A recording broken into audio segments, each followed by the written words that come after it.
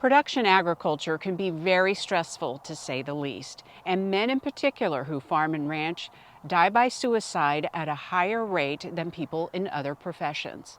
As part of Mental Health Awareness Month, SUNUP's Curtis Hare talked with Extension's Gregson to learn about some tools and resources that are available to anyone who could use them.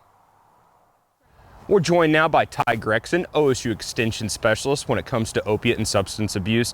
And as September comes to a close, mental health awareness, that's coming to a close as well. But obviously, mental health is still really important just because Mental Health Awareness Month is over. Absolutely. So it's a wonderful thing to have awareness. Mental health, we know that when people have stigma or whenever there is negative beliefs about mental health, people sometimes don't go and seek treatment. So just having the awareness about mental health so that people know that, hey, we all suffer, we all struggle. It's okay to get help. That's a wonderful thing about this month. Yeah, and what's great too is that OSU Extension has a lot of resources available to assist farmers and ranchers and just really anybody who's, kind of suffering. Yeah, so one of my colleagues, Matt Brosey, he's done a phenomenal job at creating a page that talks specifically about farmers and mental health. It's very extensive, it's very detailed, so if it's something that, it's something that you're concerned about, you can go and read about that online. But we also recently have developed a card game that talks about mental health and how to cope with stressful events in our lives. And we're very excited about it because it gives people the opportunity to kind of gameplay scenarios in life as well as learn coping skills to deal with that.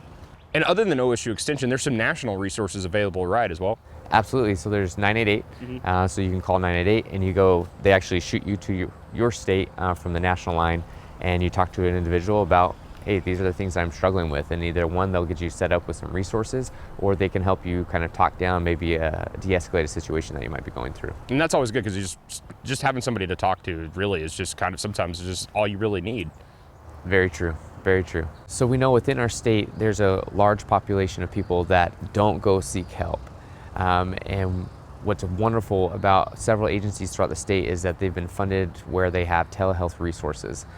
So whether you live in a rural community and there's limited professionals in your area, there are other organizations and agencies that have the ability to give you iPads and allow you to reach out and talk specifically and have a therapist help you through whatever you might be struggling with. And I imagine that does probably feel like a barrier if you are in those rural communities where it might just seem like there's just no access to really a lot of help at all. Which can be very feeling alone, feeling isolated, nobody's there, nobody can help.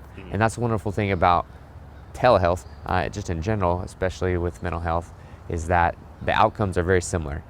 Sometimes people worry about, we're not face-to-face, we're not able to have the same connection.